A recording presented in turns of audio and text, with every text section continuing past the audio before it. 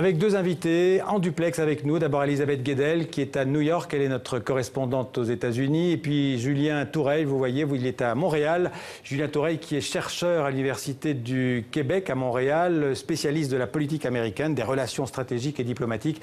Vous avez d'ailleurs écrit de nombreux livres, notamment sur la politique étrangère américaine. Et vous dirigez aussi le Forum Saint-Laurent sur la sécurité internationale. Alors avant de faire avec vous le bilan de ce début de présidence Trump, je vous propose d'abord de regarder cette déclaration du président américain. C'était hier soir en Pennsylvanie. Donald Trump a pris la parole devant ses partisans. On l'écoute.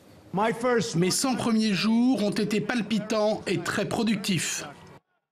Il n'y a aucun autre endroit que la Pennsylvanie où je souhaiterais célébrer notre étape de 100 jours qui reflète un incroyable voyage et nous prépare à de grandes batailles à venir, et nous les gagnerons dans tous les cas. Nous les gagnerons. Alors on a vu Donald Trump content de lui. Elisabeth Guedel, où en est la popularité réelle de Donald Trump après 100 jours de pouvoir? De mauvais sondages, mais une base électorale qui lui reste fidèle? Oui, écoutez, Donald Trump était le candidat républicain à la présidentielle le plus impopulaire de l'histoire des États-Unis. Et il est aujourd'hui le plus impopulaire des présidents américains en début de mandat. Il a environ à 40% d'opinion favorable. Pour se faire une idée, à titre de comparaison, George W. Bush était à plus de 60% d'avis favorables et Barack Obama à plus de 70% après 100 jours passés à la Maison-Blanche. Donc, toujours très impopulaire, Donald Trump. Les électeurs républicains, eux, le soutiennent toujours. 8 électeurs sur 10 à peu près disent qu'ils ne regrettent pas leur vote. Et plus important encore, sa base électorale, comme vous l'avez dit, eh bien, elle le soutient complètement. Ce sont des gens, des électeurs qui n'avaient pas forcément l'habitude de voter avant, qui n'appartiennent pas toujours à un parti à gauche comme à droite. Et eux, à 96%, selon le Washington Post, ne regrettent pas leur vote. Ils seraient même prêts à voter à nouveau pour Donald Trump aujourd'hui. Ils estiment que 100 jours, c'est trop court pour juger leur président. Et ils estiment que Donald Trump agit, mais le système, l'opposition démocrate et l'establishment de Washington, l'establishment républicain, eh bien, l'empêche d'agir comme il le veut. Justement, à propos des républicains, Donald Trump a été élu sous l'étiquette républicaine, mais est-ce que ce parti républicain le soutient toujours ? Écoutez, c'était un parti qui était très divisé, on le sait, sur la candidature Trump pendant la campagne. Il reste très divisé et on le voit au Congrès. Les ultra-conservateurs du parti ont empêché l'adoption d'une réforme sur l'assurance maladie qui devait remplacer l'Obamacare. Et puis les républicains modérés, comme les démocrates, eh bien, refusent toujours de débloquer une enveloppe au Congrès pour financer la construction du mur à la frontière avec le Mexique. C'était quand même deux grandes promesses de campagne. Donc un parti républicain toujours divisé. Et ça va être de pire en pire au fil des mois, puisqu'on va s'approcher de la campagne pour les élections de mi-mandat. Ce sera en novembre de l'année prochaine. Et là, les républicains qui cherchent à se faire réélire à l'échelle locale ou pour le Congrès américain vont s'éloigner un peu plus de Donald Trump si la popularité, l'impopularité, pourrait-on dire, du président américain les embarrasse. Un mot encore, Elisabeth, on a vu ces manifestations à Washington, dans d'autres villes du pays. Est-ce que la mobilisation reste forte contre Donald Trump, la presse notamment, les humoristes, on le sait aussi, les intellectuels d'une manière générale ?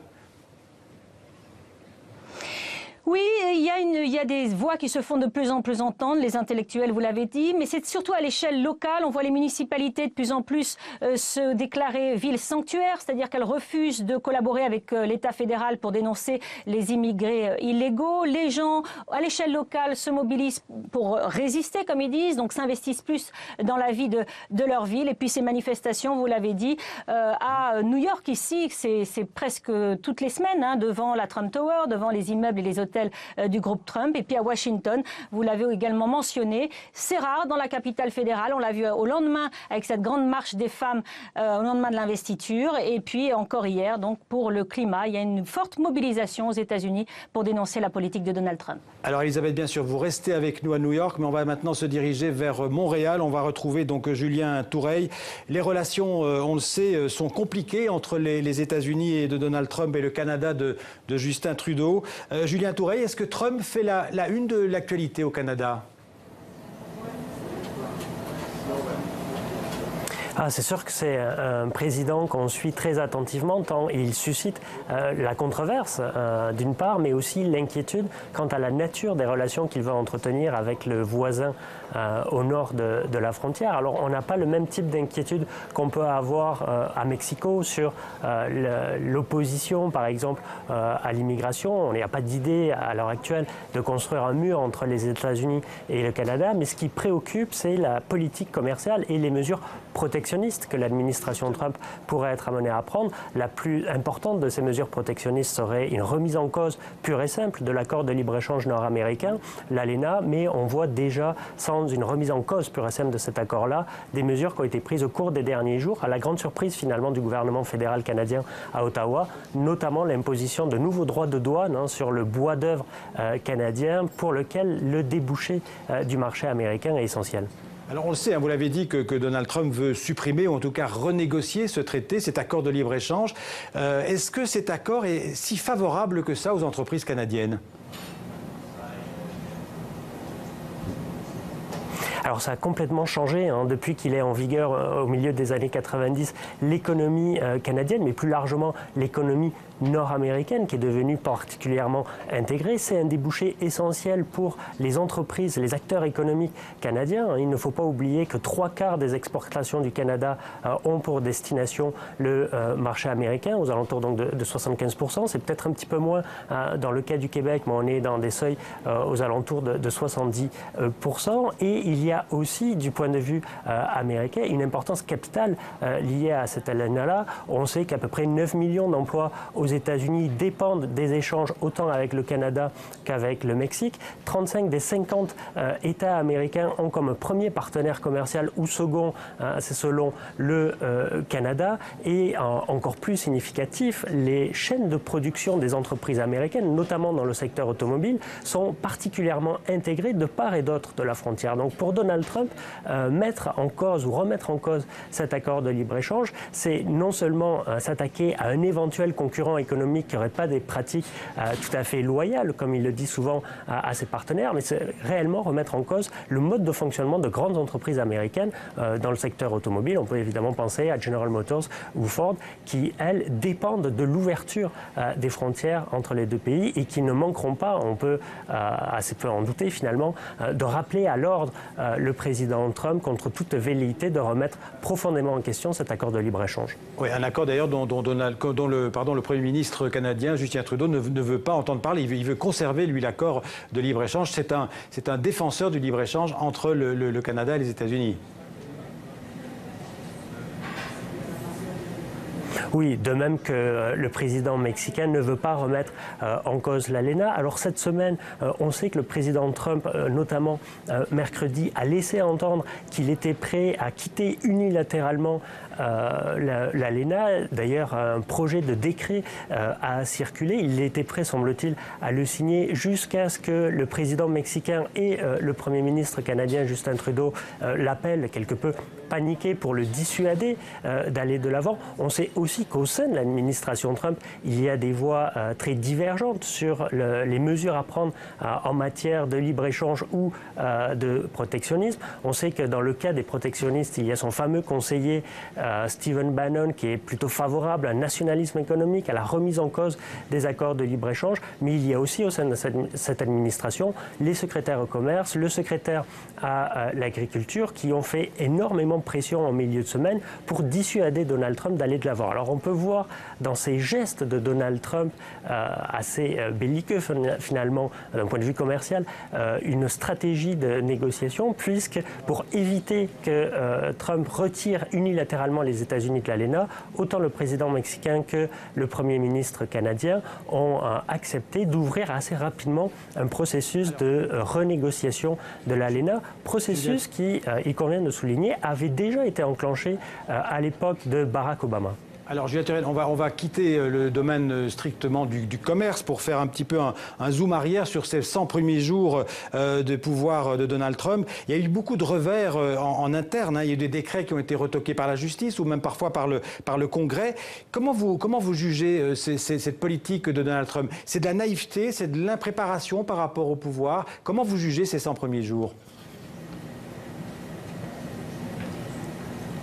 Alors, il a lui-même exprimé cette semaine dans une entrevue à Reuters qu'il ne s'attendait pas à ce que la tâche de président soit aussi délicate. Ces 100 premiers jours sont incontestablement marqués par l'échec. Il a beau exprimer le contraire et revigorer sa base électorale comme il l'a fait hier, et il n'en demeure pas moins que ces grands projets qu'il avait promis de réaliser dans les 100 premiers jours, notamment l'abrogation d'Obamacare, notamment la réforme fiscale, notamment l'imposition d'une politique de lutte contre l'immigration illégale beaucoup plus sévère avec la construction de ce mur donc avec le Mexique. Toutes ces politiques-là, toutes ces mesures ont été stoppées, que ce soit à cause de l'insatisfaction ou de la non-adhésion des républicains au Congrès dans le cas d'Obamacare spécifiquement, ou que ce soit par le biais de l'opposition des tribunaux, notamment dans le cas des fameux décrets migratoires. Donc d'un point de vue de politique intérieure, les 100 premiers jours sont largement décevants et on pourrait dire que Donald Trump n'a pas livré la marchandise auprès de sa base électorale, même si celui-ci lui reste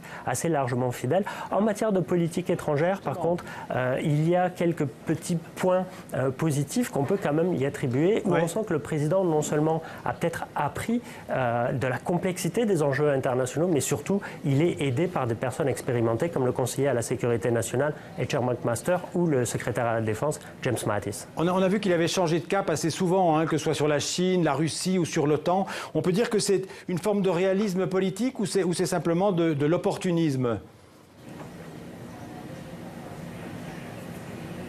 Alors c'est probablement plus un ajustement par rapport aux réalités des relations internationales qu'entretiennent les États-Unis. Lorsqu'il est arrivé à la Maison-Blanche, c'est vrai qu'il a suscité une crainte par sa volonté de remettre en cause cet ordre international libéral bâti par les États-Unis depuis la fin de la Deuxième Guerre mondiale. Il a suscité l'incompréhension et l'inquiétude chez les alliés, autant en Europe, lorsqu'il a remis en question en effet l'OTAN qu'en Amérique du Nord. On l'a assez abondamment évoqué avec le Canada et le Mexique. Mais il y a d'autres dossiers un petit peu plus compliqués sur lesquels il avait adopté une position très dure, notamment de remise en cause de la politique d'Obama, sur lesquels il y a des ajustements et on peut penser plus spécifiquement au dossier du nucléaire iranien. Il avait qualifié l'accord de juillet 2015 signé par Obama et le groupe des 5 comme le pire de l'histoire. Il souhaitait le remettre en question et le dénoncer. Or, on constate depuis quelques jours qu'au sein de l'administration Trump, on reconnaît, peut-être à contre-cœur finalement, mais on reconnaît tout de même que Téhéran remplit sa part de cet accord-là et respecte ses engagements. Merci Julien Toureil, donc en direct de Marseille. On va dire au revoir aussi à Elisabeth Guedel qui est restée avec nous malheureusement à Montréal, pardon. Et on va dire au revoir bien sûr à Elisabeth Guedel à New York.